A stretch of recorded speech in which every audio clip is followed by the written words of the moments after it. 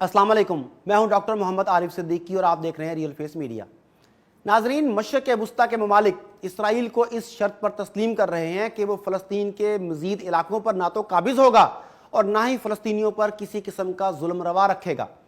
मुस्तकबिल में इसराइल इस पर कितना अमल करता है वो तो बात की बातें हैं, लेकिन अगर मौजूदा हालात को देखा जाए तो फ़लस्तीनी इसी दुख, तकलीफ, करब, आजमाइश और इन्हीं पाबंदियों से गुजर रहे हैं जिनसे मुस्लिम ममालिक के इसराइल को तस्लीम करने से पहले गुजर रहे थे।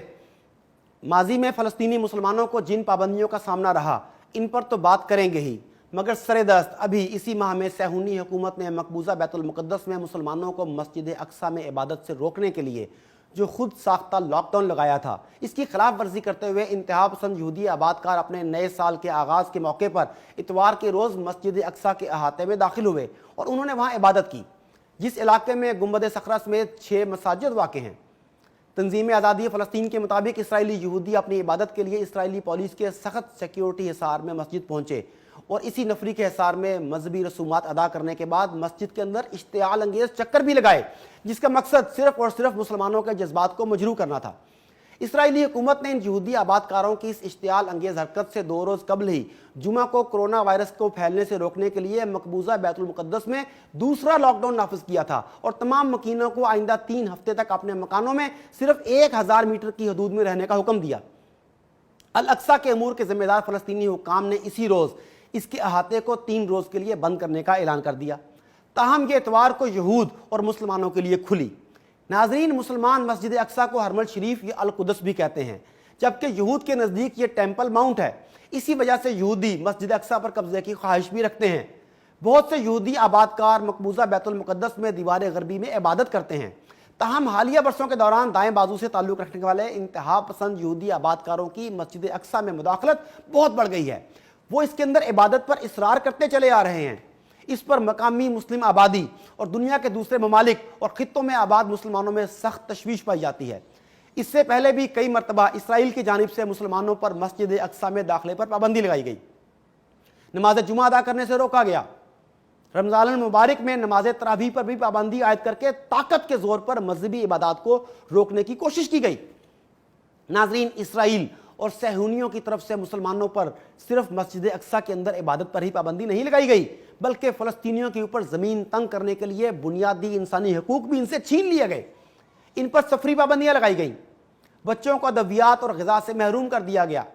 गजा और उर्दन के इलाके में फ़लस्तीनी काश्तकारों को काश्तकारी से रोक कर उन्हें भूखा मारने की साजिश भी इन्हीं पाबंदियों का हिस्सा थी। इसी नेतन्याहू हुकूमत की पाबंदियों का जिक्र किया जाए तो चंद साल कबल फ़लस्तीन के मैसूर इलाके गजा पर इसराइल की जानिब से आयद गैर इंसानी इक़्तिसादी पाबंदियों का नतीजा बच्चों की अमवात की सूरत में सामने आया था, जब इसराइल ने मकामी अस्पतालों की नाकाबंदी की थी। अस्पतालों के अंदर इलाज की सहूलतें महदूद और अदवियात की कमी की वजह से हर माह 10 से 15 बच्चे लुक्मे अजल बनते रहे। गजा के तमाम अस्पतालों में बच्चों की अदवियात और मुनासिब तिब्बी सहूलतों का फुकदान तो रहा ही, मगर जितने डॉक्टर और मुतलका अमले की ज़रूरत थी वो भी जानबूझकर पूरा ना होने दिया गया।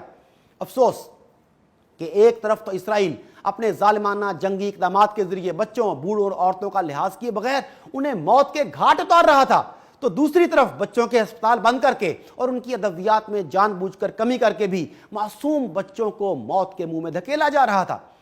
फ़लस्तीनियों पर होने वाले इस जुल्म पर तमाम दुनिया के इंसानी हकूक़ के बड़े बड़े अलमबरदार कल भी खामोशी इख्तियार किए हुए थे और आज तक इस जुल्म के खिलाफ किसी ने आवाज़ बुलंद नहीं की। इसी तरह एक तरफ इसराइल फ़लस्तीनी मुसलमान बच्चों के कत्ल का बाइस बन रहा था, तो दूसरी तरफ इनके 9 उम्र लड़कों को उठाकर जेलों और अकूबत खानों में ले जाकर तशद्दुद करके उन्हें शहीद या मुस्तकिल माजूर कर रहा था। इसी तरह कुछ अरसा कबल सहूनियों ने फ़लस्तीनियों को बैरून मुल्क सफ़र से रोकने के लिए एक नया हथकंडा इस्तेमाल किया, जिसमें फ़लस्तीनियों को नौमौलूद बच्चों के हमरा बैरून मुल्क सफ़र से रोक दिया गया। जब फ़लस्तीनी रमला से बैरून मुल्क सफ़र करने के लिए गुजरगाह पर पहुंचते तो इसराइली हुकाम उन्हें यह कहकर वापस भेज देते कि यहाँ पर इन बच्चों की रजिस्ट्रेशन नहीं हुई, पहले इनकी रजिस्ट्रेशन करवाएं, इसके बाद उन्हें बैरून मुल्क सफ़र की इजाज़त दी जाएगी। जबकि फ़लस्तीनी हुकूमत का यह कहना था कि सफ़र करने वाले तमाम मुसाफिरों और इनके बच्चों को तमाम सफरी दस्तावेज़ात मुहैया की जाती हैं, इनकी रजिस्ट्रेशन करके उन्हें तमाम ज़रूरी कागजात मुहैया किए जाते हैं। इसके बावजूद सहूनी हुकूमत मुख्तलिफ हीलों बहानों के साथ फ़लस्तीनियों को बैरून मुल्क सफ़र से रोकने की हर मुमकिन कोशिश करते हैं, کہ कहीं कोई फ़लस्तीनी बाहर जाकर इसराइली जुल्म से पर्दा ना उठा दे। नाजरीन, ये तो माजी और हाल की चंद मिसालें आपके सामने रखी हैं। इसराइल की फ़लस्तीनियों के साथ जुल्म और बर्बरियत की तारीख और दास्तान लंबी है। ये सब कुछ बयान करने का मकसद सिर्फ और सिर्फ ये था कि जो मुस्लिम ममालिक इसराइल को तस्लीम कर रहे हैं या तस्लीम करने जा रहे हैं, उन्हें सोचना चाहिए कि वो किस कीमत पर इसको तस्लीम कर रहे हैं। क्या वो इसराइल को इन तमाम मजालिम से रोक सकेंगे?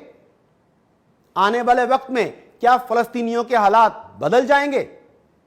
क्या फ़लस्तीनियों को इसराइल की तरफ से मजीद पाबंदी का सामना नहीं करना पड़ेगा? क्या फ़लस्तीनी मुसलमानों के बच्चे महफूज हो जाएंगे? क्या फ़लस्तीन के काश्तकारों को उनकी ज़मीनों पर काश्तकारी से नहीं रोका जाएगा? किसी मुसलमान को इसकी बुनियादी ज़रूरियात से महरूम नहीं किया जाएगा? अगर तो इन तमाम सवालात के जवाब इन तमाम ममालिक के पास हैं जो इसराइल को तस्लीम करने जा रहे हैं, तो वो इन जवाबात को फ़लस्तीनियों और दूसरे मुस्लिम ममालिक के सामने रखें कि उन्होंने इसके हल के लिए क्या कुछ किया है और इसराइल इनकी बात किस तरह मान लेगा। सोचने की बात यह भी है कि इसराइल और मुस्लिम ममालिक के इन मुआहदों में दुनिया के बड़े ताकतवर ममालिक या बैनुल-अक़वामी इदारों में से जब कोई ज़ामिन ही नहीं, तो फिर इसराइल से ये कमज़ोर ममालिक अपनी बात कैसे मनवा लेंगे? हालांकि इसराइल इन ताकतवर ममालिक और इदारों को भी कुछ नहीं समझता। इसके अलावा अपने मुआहदों से इन्हिराफ यहूदियों का पुराना वतीरा रहा है। वक्ती फ़ायदा उठाने के बाद वो अपने मुआहदों से मुकर जाते हैं। इस वक्त इसराइल की तरफ से यही बात महसूस हो रही है कि वक्ती फ़ायदा इसी का होगा। इसके बाद वो मुस्लिम ममालिक के साथ ऐसा हाथ कर जाएगा जिसके बाद ये सारे मुंह देखते रहेंगे और इनके पास उस वक्त सिवाय अफसोस और पछतावे के कुछ नहीं होगा। इसलिए इसराइल को तस्लीम करने और इसकी शराइत मानने से पहले गौर कीजिए कि हमने फ़लस्तीनी मुसलमानों के लिए क्या सोचा है, हमने इनकी बेहतरी के लिए क्या इक़दाम उठाया है।